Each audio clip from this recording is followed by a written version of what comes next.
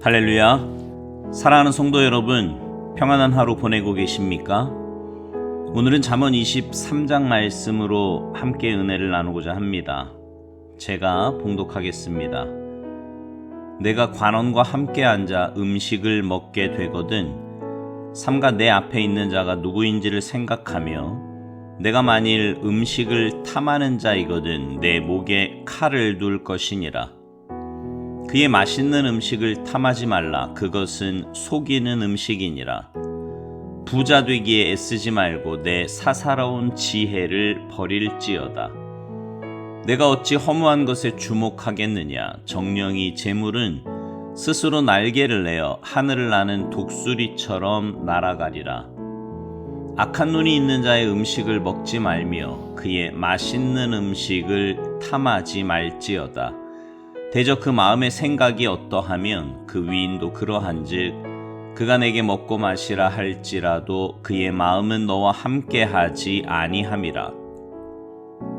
내가 조금 먹은 것도 토하겠고 내 아름다운 말도 헛된 대로 돌아가리라. 미련한 자의 귀에 말하지 말지니 이는 그가 내 지혜로운 말을 업신여길 것임이니라. 옛 지게석을 옮기지 말며 고아들의 밭을 침범하지 말지어다. 대저 그들의 구속자는 강하시니 그가 너를 대적하여 그들의 원한을 풀어주시리라. 훈계에 착심하며 지식의 말씀에 귀를 기울이라. 아이를 훈계하지 아니하려고 하지 말라. 채찍으로 그를 때릴지라도 그가 죽지 아니하리라. 내가 그를 채찍으로 때리면 그의 영혼을 스올에서 구원하리라. 내 아들아, 만일 내 마음이 지혜로우면 나 곧 내 마음이 즐겁겠고 만일 내 입술이 정직을 말하면 내 속이 유쾌하리라. 내 마음으로 죄인의 형통을 부러워하지 말고 항상 여호와를 경외하라. 정령이 내 장래가 있겠고 내 소망이 끊어지지 아니하리라. 내 아들아, 너는 듣고 지혜를 얻어 내 마음을 바른 길로 인도할지니라. 술을 즐겨하는 자들과 고기를 탐하는 자들과도 더불어 사귀지 말라. 술 취하고 음식을 탐하는 자는 가난하여질 것이요 잠자기를 즐겨하는 자는 헤어진 옷을 입을 것임이니라. 너를 낳은 아비에게 청종하고 내 늙은 어미를 경히 여기지 말지니라. 진리를 사되 팔지는 말며 지혜와 훈계와 명철도 그리할지니라. 의인의 아비는 크게 즐거울 것이요 지혜로운 자식을 낳은 자는 그로 말미암아 즐거울 것이니라.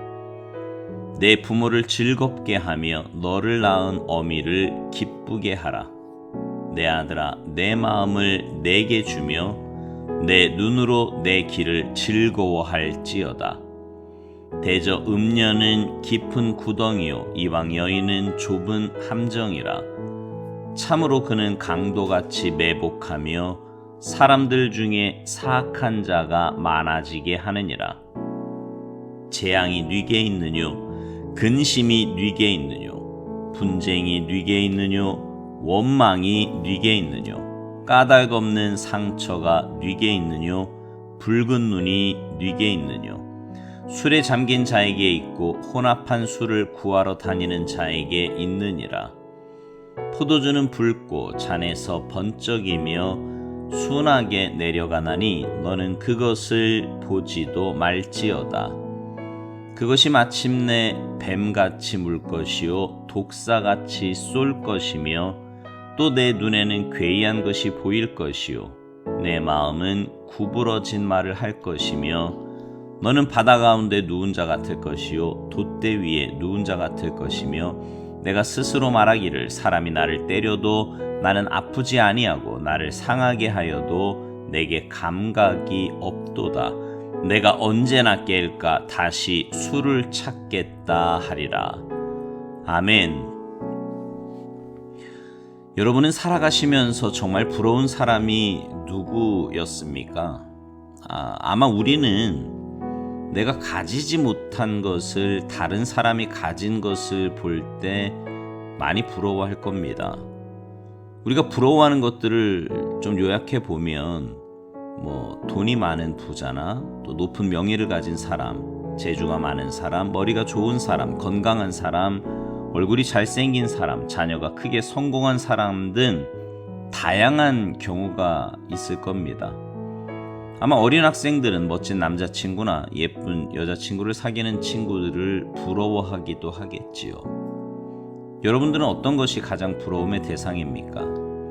아마 내가 지금 어떤 처지에 있느냐에 따라서 부러움의 대상도 달라질 겁니다. 지금 가난한 사람은 부자가 부러움의 대상이 될 거고요. 질병으로 고통당하는 사람은 건강한 사람이 부러움의 대상이 될 겁니다. 반면에 돈도 많고 건강한 사람은 명예가 있는 사람이 부러움의 대상이 되겠지요. 또 자녀 때문에 힘들어하는 부모는 성공한 자녀를 둔 사람을 부러워할 겁니다. 그런데 여러분, 곰곰이 생각해 보면 모든 것을 다 가진 사람은 단 한 사람도 없다는 사실입니다. 그래서 누구나 다 부러움의 대상이 있는 것은 당연하지요. 근데 여러분, 오늘 말씀에 보면 우리가 특별히 부러워해서는 안 되는 사람을 말씀하고 있어요.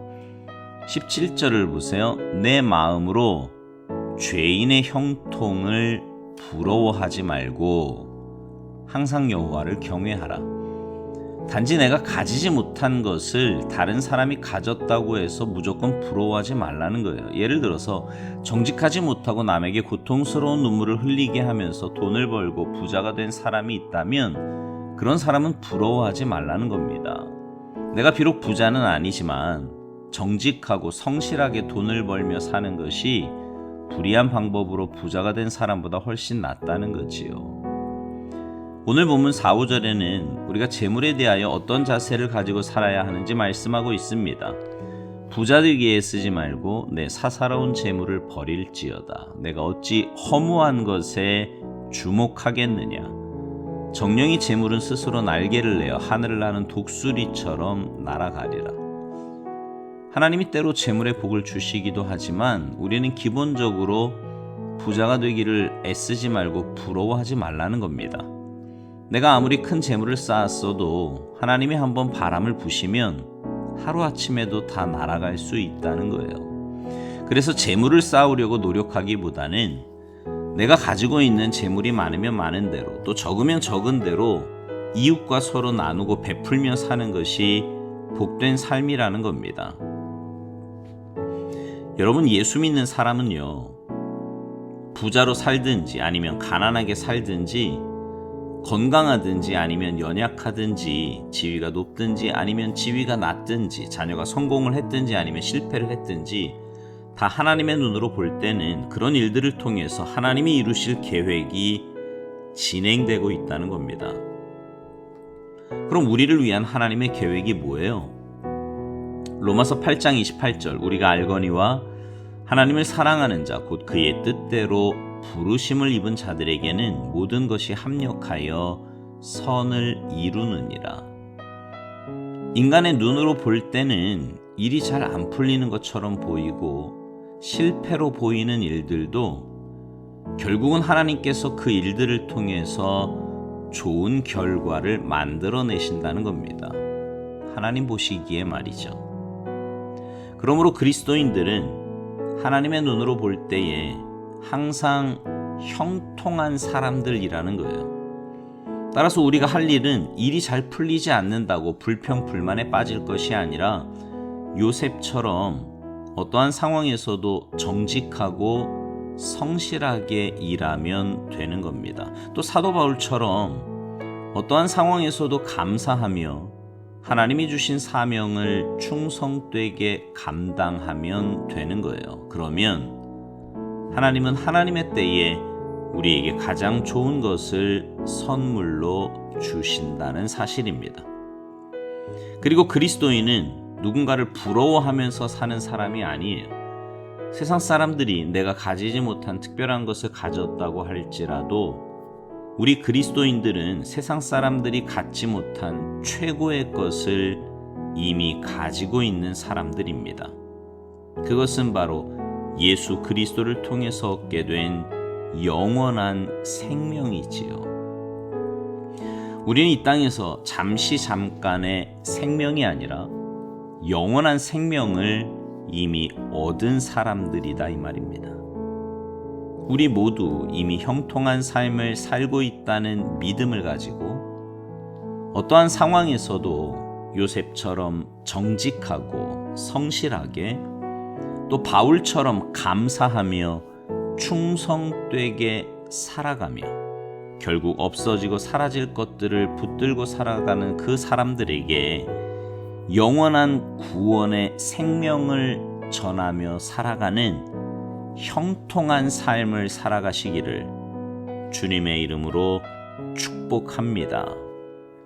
아멘.